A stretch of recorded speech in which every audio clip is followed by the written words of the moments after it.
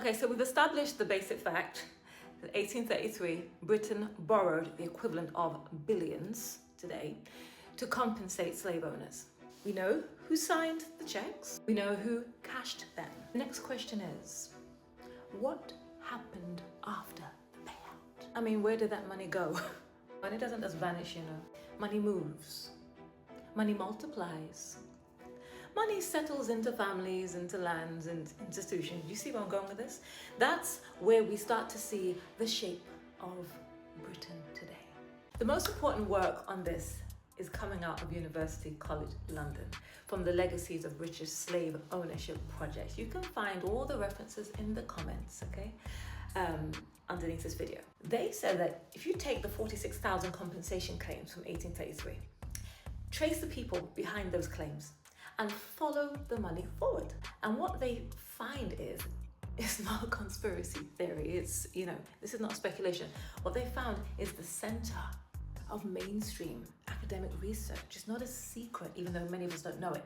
They show that a significant proportion of 19th century British elite families in politics, in the aristocracy, in finance, in culture, they were directly connected to slave ownership and received part of that £20 million. And then you watch what happens across the generations.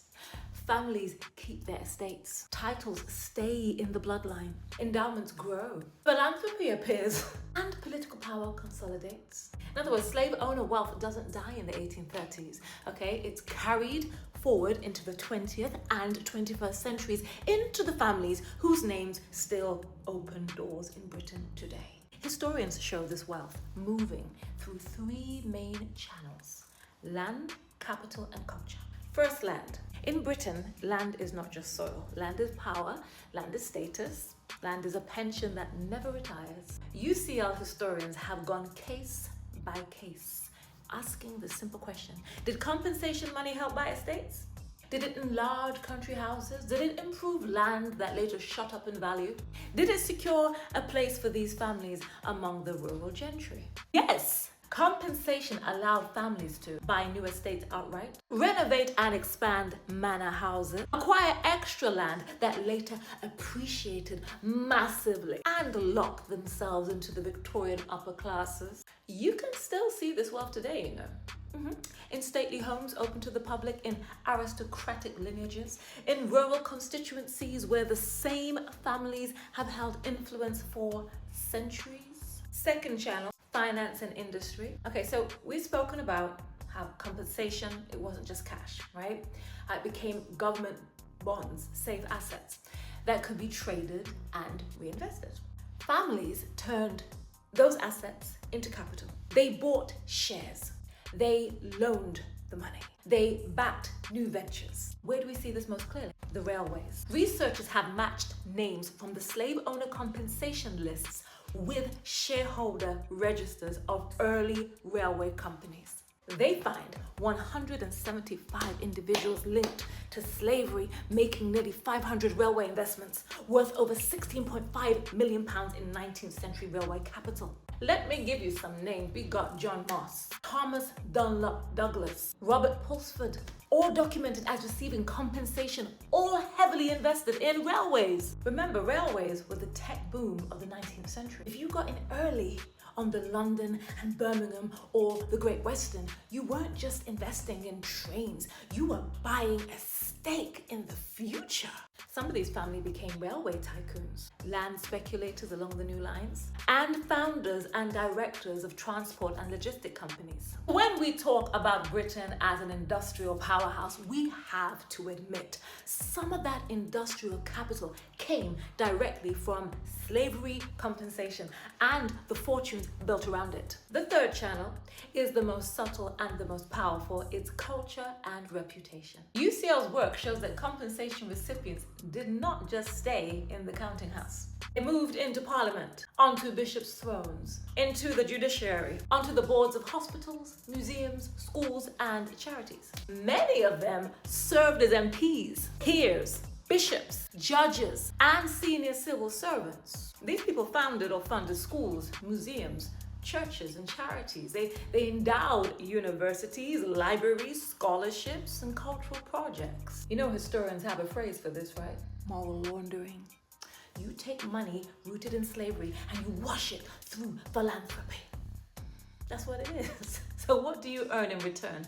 Public honor, portraits on the wall, plaques of gratitude, and a reputation for generosity with money that was in part extracted from African labor and then compensated by the British state. That's why in 2025, you can look at some of Britain's most respected names and institutions and see almost nothing about slavery in their official story, even though the archives tell a different tale. So we're gonna put some flesh right now onto this, okay? We're gonna put some names, some families, okay, that you will recognize in British history.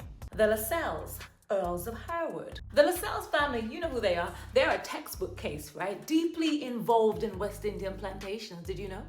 At abolition, they received £26,309 in compensation for 2,554 enslaved people. Their estate, Harewood House, over there in Yorkshire, is one of Britain's grand stately homes.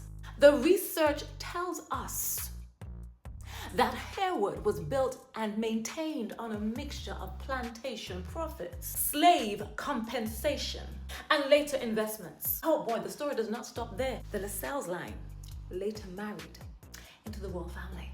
You got Princess Mary, right? Daughter of King George V, married Henry Lascelles, 6th Earl of Harewood. The Gladstones. This is another example. You will recognize the Gladstones, right? John Gladstone, a major plantation owner. He received more than £100,000 in compensation, one of the single largest payouts. That money shored up the family's business interests and land holdings. His son, William Gladstone, went on to become Prime Minister 4 times. So when you picture Victorian politics and think of Gladstone as a great liberal reformer, you have to hold 2 truths at once. His moral language and the financial foundation that slavery compensation gave his family. The Hibbets and the Codringtons. The Hibbet family, a merchant dynasty tied to Jamaica, received substantial compensation and invested in British infrastructure and philanthropy.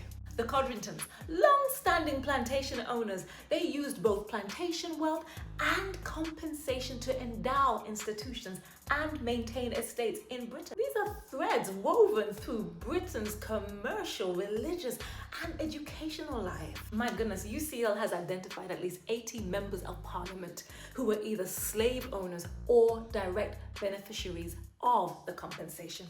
These include bishops and senior clergy, members of the House of Lords, and leading industrialists and financiers. Think about what that means. Think. The same parliament that designed the compensation scheme also contained many of the men who stood to benefit from it. Woo! And those men and their descendants had a hand in shaping British law, British trade policy, British land law, British education for generations afterwards. So slave compensation didn't just build private fortunes. No, it helped shape the architecture of British governance itself. This is deep. This is deep, y'all. This is deep. We need to teach this. This has to be taught in the schools.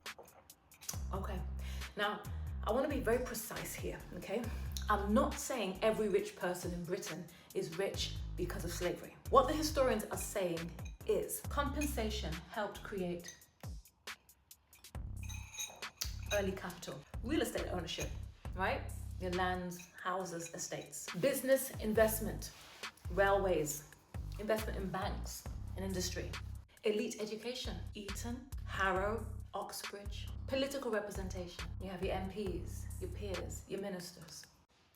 Now here's the thing, once you give one group of families that head start and deny it to another group entirely, you've designed what some scholars call the architecture of inequality. That's why in modern Britain, we still see deep class divides, wealth that is concentrated among historic families, regions shaped by 19th century railway money, social status that tracks back to Victorian fortunes, black and working class communities starting the race 200 meters behind. This is structural racism in economic form, not just slurs or prejudice, but the very way wealth and power are built and passed down.